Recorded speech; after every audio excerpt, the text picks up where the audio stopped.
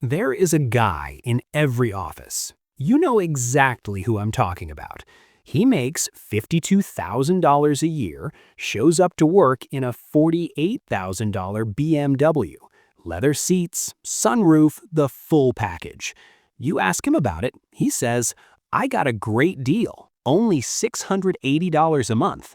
And everyone nods, like $680 a month is just a number, like it exists in a vacuum completely disconnected from every other financial decision he will ever make. 3 years later, same guy, cannot afford to move out of his apartment, has $400 in savings, genuinely confused about why his financial life is not moving forward. The car is not a status symbol. The car is the reason. And the terrifying part is, this is not just him.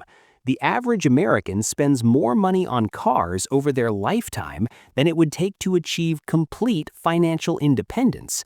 We're talking roughly $500,000 to $700,000 in total lifetime car costs for the average driver. Read that again slowly. The single biggest obstacle between most Americans and actual wealth is not the stock market, not inflation, not the economy. It is sitting in their driveway, depreciating at $40 per hour. Today, I'm going to give you the exact numbers, by salary, no guessing, no vague advice, the precise answer to the question every car dealer prays you never actually calculate. Before we get into the numbers, I need to say something. If you are currently driving more car than you can afford, it is not entirely your fault. You were sold a lie, repeatedly, professionally, by an industry that spends billions of dollars making sure you focus on exactly the wrong number, the monthly payment. Not the total cost, not the opportunity cost, not what that money would be worth in 30 years. Just, can you make this payment every month without immediately going broke? That is a dangerously low bar disguised as financial advice. Here's how effective this strategy is.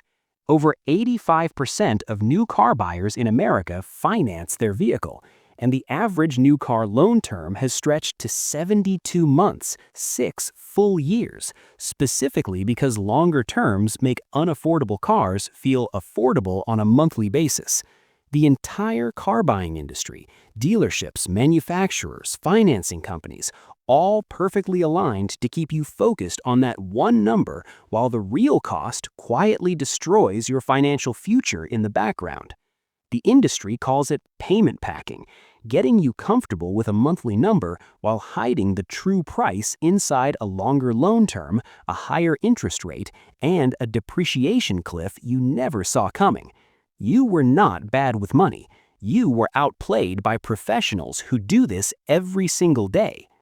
Quick pause. New here, subscribe and share. We make finance actually make sense. Now, back to it. I want to give this trap a name so it sticks. I call it the affordability illusion.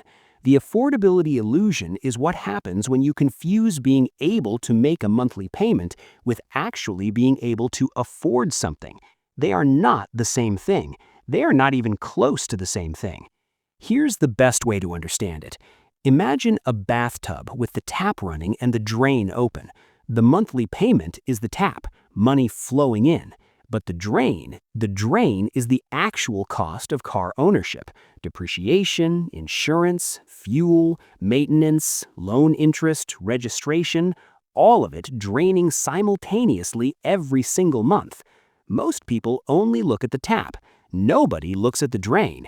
And the affordability illusion works because as long as the tap is running, the bathtub never completely empties.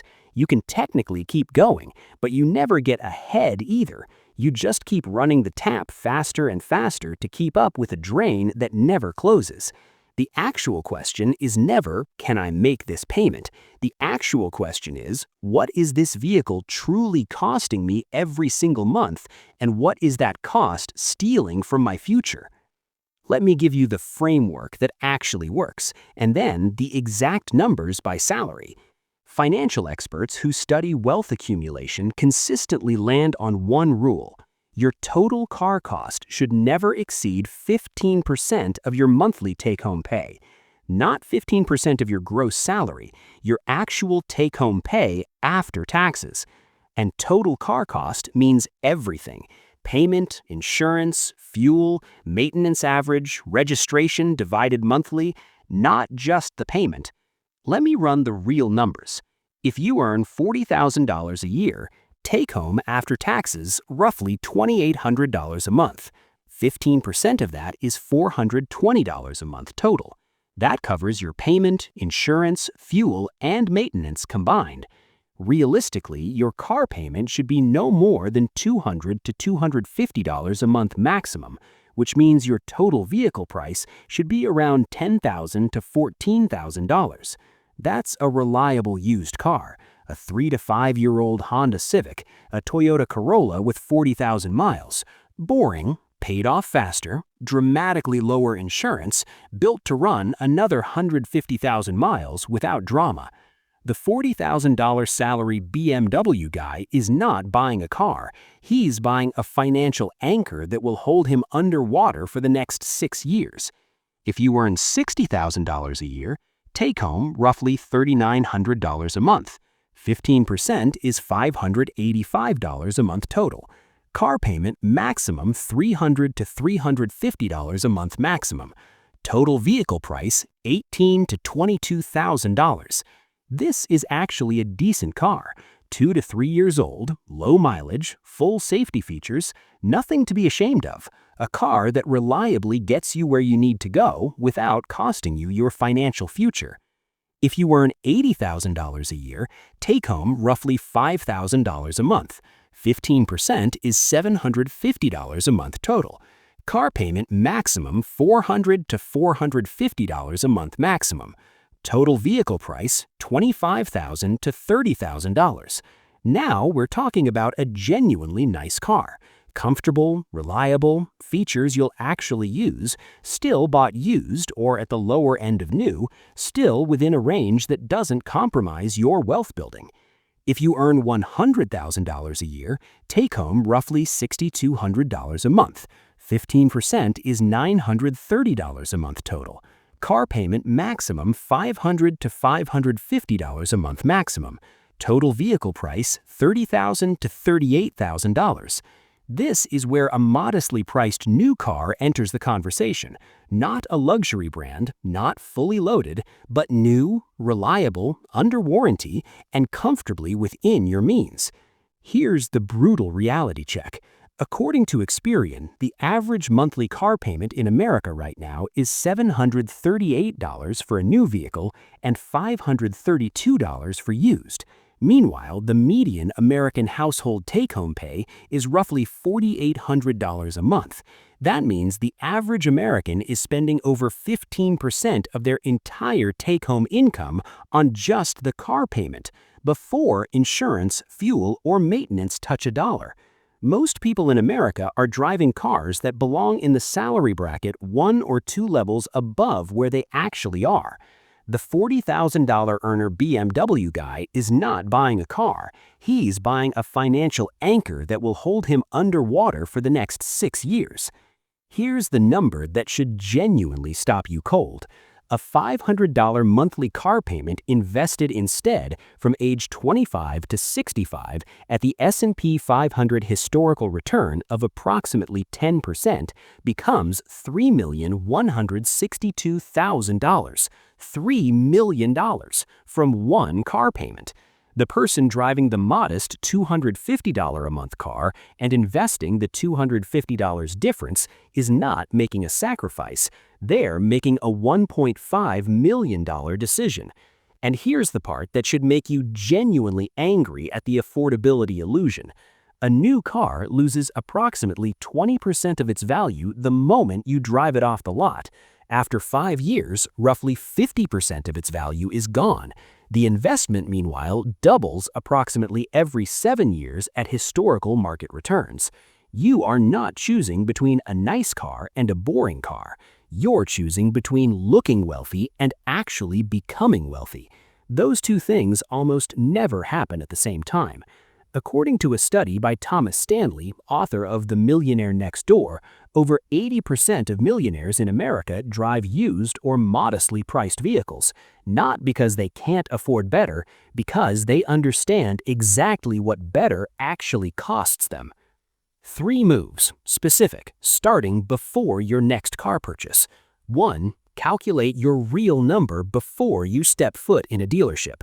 Take your monthly take-home pay, multiply by 15%. That's your total monthly car budget. Payment, insurance, fuel, plus maintenance.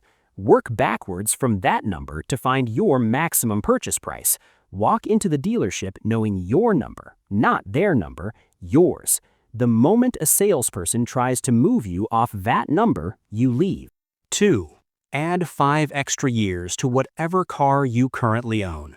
The single most powerful car decision most people can make is keeping their current, reliable vehicle 5 years longer than they planned.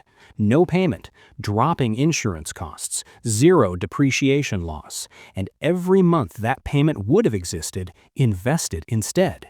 Keeping a paid-off car for 5 extra years versus upgrading is often a $150,000 to $200,000 wealth difference over a lifetime. The math is that clear. 3. Judge every car purchase on total 5-year cost, not monthly payment. Before any car purchase, calculate the complete 5-year picture. Purchase price minus projected resale value, plus insurance over 5 years, plus average fuel cost, plus estimated maintenance, plus total interest paid on the loan. That is your real number. That is what this vehicle actually costs. If that number does not feel uncomfortable, you are probably buying the wrong car for the right reasons. Back to the guy in the office parking lot. The $52,000 salary, the $48,000 BMW, the $680 monthly payment he is genuinely proud of. He is not making a car purchase. He is making a decade-long decision about who gets his wealth, him or the dealership. And he made that decision in a showroom under soft lighting with a salesperson who does this for a living, focused entirely on one number that was never the right number to focus on. You now know the right number. You now know what your salary actually supports. And you now know what the difference between those two numbers, invested quietly every month for decades, actually becomes. The car in your driveway is either a tool or a trap. The only difference is whether you bought it with your eyes open. If this changed how you see your next car purchase, subscribe. There is a lot more where this came from. See you there.